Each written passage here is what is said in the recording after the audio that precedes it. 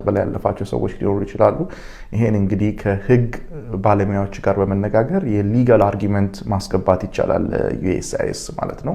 ሊጋሊ እንዴት ይሄን ሳፖርት እንደሚያደርገን፣ ለምን ኤክስትራ ኦርዲነሪ ኮንዲሽን እንደምናሟላ፣ ለምን ከአንድ ዓመት በላይ አልፎን አፕላይ ማድረግ እንደምንችል በአሳይለም ሂደት ውስጥ የህግ ሰዎች የግድ ይሄን ማብራራት ይጠበቅባቸዋል። የቦርድ ኦፍ ኢሚግሬሽን አፒልስ አንድ የወሰነ ውሳኔ አለ። አፕሊካንት በርደኑን የመሸከም ግዴታ አለባቸው የሚል ማለት ነው። ለምሳሌ ኢቨን ኢፍ ኦፊሰሩ ከአንድ ዓመት በላይ ቲፒኤስ ውስጥ ቆይተን ወደ አሳይለም መሄድ እንደምንችል ቢያቅ እንኳን እያወቀ አሳይለም ጠያቂውን ፌቨር የሚያደርግ ውሳኔ የመወሰን ግዴታ የለበትም። ስለዚህ አፕሊካንቱ ነው ወይም አፕላይ የሚያደርገው ግለሰብ ነው ያን የህግ ክርክሮች ማቅረብ የሚጠበቅበት። እስካላቀረበ ድረስ ኦፊሰሩ ቢያውቀው እንኳን ኢሊጂብል እንደሆነ አስቦ ሊፈርድበት ይችላል ማለት ነው። ስለዚህ ሌጂት የሆነ አርጊመንት ማቅረብ እስካልቻለን ድረስ ኢሊጋል አርጊመንት እስካላቀረብን ድረስ ምናልባት ይህን ፕሮሰስ ሊያመልጠን ይችላል። ለዚህ ነው በዚህ ኬዝ ውስጥ በተለይ ከአንድ ዓመት በላይ ያለፈን ሰዎች ምናልባት የህግ ባለሙያችን ሳፖርት በዚህ ሰዓት የሚያስፈልገን ማለት ነው። እጅግ ከባድ ነው። አንደኛው እንግዲህ እውነተኛ ግንኙነት ካለን አሜሪካዊ ዜጋ ካገባን አንደኛው መፍትሄ ነው። ሌላ የስራና የትምህርት ቪዛዎች ይኖራሉ፣ ኤፍ1 ቪዛዎች። ግን እነዚህ አጀስትመንት ስታተስ ውስጥ ለመግባት በ60 ቀን የሚጠናቀቁ አይደሉም። አንደኛ ለዚህ አውት ኦፍ ስታተስ የመሆን ቻንሳችን እና የአይስ ኦፊሰሮች እኛ ላይ ይህን ኢንፎርስመንት የመፈጸማቸው ቴንደንሲ ከፍ ሊል ይችላል። እንግዲህ የኢንቨስትመንት ሂደቶች በጣም ኮምፕሊኬትድ ናቸው። ለምሳሌ EB5 ነው አንደኛው ትልቁ። እስከ $2 ሚሊዮን ኢንቨስት ማድረግ ይጠይቃል። ይህን ያህል ገንዘብ ያለው ሰው በአብዛኛው በኢትዮጵያ ማህበረሰብ ውስጥ ማግኘት እጅግ ከባድ ነው። ያላቸውም ሰዎች ኦልሬዲ እስካሁን ገብተዋል፣ ፕሮቴክሽን አግኝተዋል። አነስተኛ የሆኑ ኢንቨስትመንት ቪዛዎች አሉ እንደ E1 E2 እንደገና ደግሞ ኢንቨስትመንት ትሬድ ኤንድ ባይ ኢትሰልፍ ኢንቨስትመንት ቤዝድ ኦን ካንትሪ ኮንዲሽን አጀስትመንት ካንትሪ ኮንዲሽን አግሪመንት አለ፣ ትሪቲ አግሪመንት፣ ትሪቲ ኢንቨስትመንት የሚባሉት ማለት ናቸው። እነዛ ቤት ኮምፕሊኬትድ፣ ምክንያቱም ከኢትዮጵያ ጋር ያለን ግንኙነት መቋረጥ የለበትም። ከኢትዮጵያ የምናመጣቸው ፕሮዳክቶች መኖር መቻል አለባቸው። ኦር እዚህ ሀገር ላይ ስታብሊሽድ የሆነ ኢንቨስትመንቶች ልናሳይ ይጠበቅብናል። ወደ ፐርማነንት ሊጋል ኮንዲሽን አይመሩንም እነዚህ ቪዛ ታይፖች። ስለዚህ እነዚህ ሁሉ ኮምፕሊኬት ያረጉታል ወደ እነዚህ ቪዛዎች ለመግባት። ከዚህ በፊት አንድ ነገር ልናገር። የመጀመሪያው ከፌብሩዋሪ 12 በፊት መውጣት የሚፈልጉ ሰዎች ቮለንተሪ ዲፓርቸር መጠቀም ወይም ደግሞ ቮለንተሪሊ ከአሜሪካ መውጣት ይችላሉ። ይሄ የሚጠቅመው ነገር አለ። ከዚህ በኋላ ወደ አሜሪካ ለመመለስ ጉዳት ላይኖርባቸው ይችላል። በቢ1 በቢ2 በትምህርት ቪዛዎች ወደ አሜሪካ መምጣት ይችላሉ። ኔጌቲቭ ኮኖቴሽን አይኖረውም። በኬዛቸው ላይ አሉታዊ የሆነ ተጽዕኖ አይኖረውም። ከዛም በተጨማሪ $1000 የአሜሪካን የቲኬት ከቨሬጅ ያገኛሉ ከዲኤችኤስ ማለት ነው። ከዛ በኋላ ከቆዩ ግን ማለትም ከፌብሩዋሪ 12 በላይ የሚቆዩ ከሆነ የአይስ ኢንፎርስመንቶች አድሬሳቸውን ያውቃሉ፣ የት እንደሚገኙ ያውቃሉ። ስለዚህ እየሄዱ ሊያስሯቸው፣ ዲፖርት ሊያደርጓቸው ይችላሉ። አለው ብዬ አምናለሁ በፍርድ ቤት የመቀልበስ አትሊስት እንደ ስሙ ለጊዜያዊነት ይሄ ነገር ኤክስቴንድ ሊደረግ ይችላል። አለው ብዬ አምናለሁ በፍርድ ቤት የመቀልበስ አትሊስት እንደ ስሙ ለጊዜያዊነት ይሄ ነገር ኤክስቴንድ ሊደረግ ይችላል። እንግዲህ ኢትዮጵያኖች ምን ያህል አክቲቭ ናቸው በእንደዚህ አይነት ፕሮሰስ ውስጥ የምናየው ይሆናል። እኔ የምናገረው ነገር በተለይ ኢትዮጵያን የሚበዙበት አካባቢ ኮኦርዲኔት አድርገው ወደ ክስ የሚሄዱበትን መንገድ የተለያዩ ሲቪል ሊበርቲ አሶሲዬሽኖችን መርዳት፣ ፋይናንስ ማድረግ አትሊስት ሁላችንም የሆነ መጠን ብናዋጣ የፍርድ ቤት ወጪያቸውን ፋይናንሻል ኮንስትሬንታቸውን መቅረፍ እንችላለን። ፍርድ ቤት ላይ ይሄ ለተወሰነ ጊዜ ፖዝ ሊደረግ ይችላል። ያ የመተንፈሻ እድል ይሰጣል። ሌሎች የቪዛ አማራጮች አሉ ወይ? ከጥገኝነት ውጭ ያሉ እጅግ ከባድ ነው። አንደኛው እንግዲህ እውነተኛ ግንኙነት ካለን አሜሪካዊ ዜጋ ካገባን አንደኛው መፍትሄ ነው። ሌላ የስራና የትምህርት ቪዛዎች ይኖራሉ፣ ኤፍ1 ቪዛዎች። ግን እነዚህ አጀስትመንት ስታተስ ውስጥ ለመግባት በ60 ቀን የሚጠናቀቁ አይደሉም። አንደኛ ለዚህ አውት ኦፍ ስታተስ የመሆን ቻንሳችን እና የአይስ ኦፊሰሮች እኛ ላይ ይህን ኢንፎርስመንት የመፈጸማቸው ቴንደንሲ ከፍ ሊል ይችላል። በኢንቨስትመንት ወይም ደግሞ በሌላ አማራጭ እንግዲህ የኢንቨስትመንት ሂደቶች በጣም ኮምፕሊኬትድ ናቸው። ለምሳሌ EB5 ነው አንደኛው ትልቁ። እስከ $2 ሚሊዮን ኢንቨስት ማድረግ ይጠይቃል። ይህን ያህል ገንዘብ ያለው ሰው በአብዛኛው በኢትዮጵያ ማህበረሰብ ውስጥ ማግኘት እጅግ ከባድ ነው። ያላቸውም ሰዎች ኦልሬዲ እስካሁን ገብተዋል፣ ፕሮቴክሽን አግኝተዋል።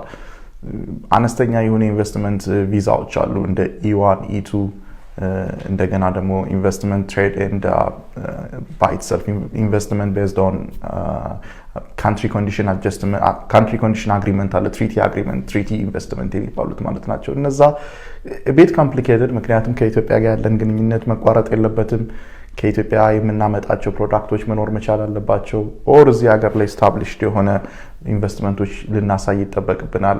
ወደ ፐርማነንት ሊጋል ኮንዲሽን አይመሩንም እነዚህ ቪዛ ታይፖች። ስለዚህ እነዚህ ሁሉ ኮምፕሊኬት ያረቡታል ወደ እነዚህ ቪዛዎች ለመግባት። ጤና ይስጥልኝ። አምሳላ በራ እባላለሁ፣ የኢሚግሬሽን ጠበቃ በሲያትል ዋሽንግተን። እንግዲህ በአሁኑ ጊዜ ለኢትዮጵያ ዜጎች ተሰጥቶት የነበረው ፕሮቴክሽን ወይም ከለላ ቴምፖራሪ ፕሮቴክትድ ስቴተስ በተመለከተ ብዙ ግራ መጋባት አለ። ምን እየተቀየረ እንደሆነና ቀጥሎ ደግሞ ምን ማድረግ እንዳለባችሁ ልገልጽ ስለፈለኩኝ ነው ይህን ቪዲዮ መስራት የፈለኩት። ለኢትዮጵያውያን የተሰጠው TPS ወይም ቴምፖራሪ ፕሮቴክትድ ስቴተስ እየተቋረጠ ይገኛል። ይህ ማለት ምን እንደሆነ መረዳት አስፈላጊ ነው ብዬ አስባለሁ። TPS ሲቋረጥ በህግ መሰረት የአሜሪካ መንግስት 60 ቀናት የሽግግር ጊዜ ይሰጣል። ይህ ጊዜ የሚጀምረው የመቋረጡ ማስታወቂያ በፌደራል ሬጂስተር ከታተመ ጊዜ በኋላ ነው። ኢትዮጵያን በሚመለከት ይህ ማስታወቂያ ከዲሴምበር 15 2025 ወይም በሚቀጥለው ሰኞ ማለት ነው ይታተማል ተብሎ ይገመታል። ስለዚህ እነዛ 60 ቀናት የሚቆጠሩት ከዛ ቀን ጀምሮ ነው ማለት ነው። በእነዚህ 60 ቀናት ውስጥ የቲፒኤስ ጥበቃዎች እንደ ቀድሞ ይቀጥላሉ። ስለዚህም የስራ ፈቃድ ያላቸው ሰዎች ኢሄዲያቸው የሚያበቃው ዲሴምበር 12 2025 ቢሆን እንኳን በህጉ መሰረት እስከ ፌብሩዋሪ 13 2026 ድረስ መስራት ይችላሉ። ይሄም እንግዲህ የአሰሪዎቻቸውን ወደ USCIS ዌብሳይት እንዲመለከቱ መጠየቅ ነው የሚኖርባቸው። አሁን አንድ ነገር ግልጽ ማድረግ ፈልጋለሁ፣ ምክንያቱም በጣም ብዙ ሰዎች እየደወሉልኝ ስለሆነ ነው። ከዛሬ ጠዋት ጀምሮ የቲፒኤስንና የጥገኝነት ወይም የአሳይለምን ልዩነት ማወቅ ያስፈልጋል። ቲፒኤስ በአገሪቷ ጠቅላላ ሁኔታ ላይ የተመሰረተ ከለላ ነው፣ እናም ጊዜያዊ ነው። ምን ማለት ነው? ኢትዮጵያ የሆነ ሰው በሙሉ የተወሰኑ ጉዳዮችን እስካሟላ ድረስ የሚያገኘው ከለላ ነበር አሜሪካን ሀገር ላይ ያለ ሰው። አሳይለም ግን በግለሰቡ ላይ ሊደርስ የሚችል ወይም በደረሰ ጉዳት ላይ ይመሰረታል፣ ወይም ኢንዲቪጁዋላይዝድ ሃርም የሚባለው ማለት ነው። ቲፒኤስ ለኢትዮጵያ መቋረጡ የአሳይለም ጉዳይ ለኢትዮጵያውያን ተቋርጧል ማለት አይደለም። ብዙን ሰዎች የሚያስጨንቅ ነው ነገር ይሄ ይመስለኛል። አሳይለም ለማግኘት አንድ ሰው ከነዚህ 5 መሰረቶች መካከል አንዱ ወይም ከአንድ በላይ ምክንያት ኖሮት የሚያመለክተው ጉዳይ ነው። ይሄ ማለት አንድ ሰው በዘሩ፣ በሃይማኖቱ፣ ናሽናሊቲ ወይም ዜግነቱ ጋር በተገናኘ የፖለቲካ አመለካከቱ ወይም የተወሰነ የማህበራዊ ቡድን አባል በመሆኑ ወይም በመሆኗ ምክንያት የሚያመለክቱት የጥገኝነት ጥያቄ ነው። እንግዲህ በአጠቃላይ አሳይለም አንድ ሰው ለመጨረሻ ጊዜ ወደ አሜሪካ ከገባበት ወይም ከገባችበት ቀን ጀምሮ በአንድ ዓመት ውስጥ መቅረብ ይኖርበታል። ነገር ግን ቲፒኤስ ላይ የነበሩ አንዳንድ ሰዎች በተቀየሩ ሁናቴዎች ወይም ደግሞ ከባድ ሁናቴዎች ምክንያት ለዚህ 1 ዓመት ገደብ ላይመለከታቸው ይችላል። ዋናው ነጥብ እነዚህ ልዩ ሁኔታዎችን ለመጠቀም ወይም እነዚህን ኤክሴፕሽኖች ለመጠቀም ሰዎች በቲፒኤስ ላይ እያሉ ወይንም ደግሞ ቲፒኤስ ከተቋረጠ በኋላ በጣም በአጭር ጊዜ ውስጥ ይህም ዩዥሊ እንግዲህ ሲተነተን በቲፒኤስ ባበቃ ወይም ደግሞ ሎፉል ስቴተሳቸው ባበቃ በ3 ወር ውስጥ ነው የሚባለው አሳይለም መጠየቅ ይኖርባቸዋል። ረጅም ጊዜ መጠበቅ የአሳይለም ጥያቄያቸውን ሊጎዳ ይችላል ወይም ኤሊጂቢሊቲያቸውን ሊጎዳ ይችላል። አሁን ያለንበት ጊዜ እንግዲህ የመፍራት ጊዜ ሊሆን አይገባም። እውነተኛ መረጃዎችን የምንሰበስብበት፣ አማራጮቻቸውን የምናውቅበት እና የኢሚግሬሽን ጠበቆች የምናናግርበት ሊሆን ይገባል ብዬ አስባለሁ።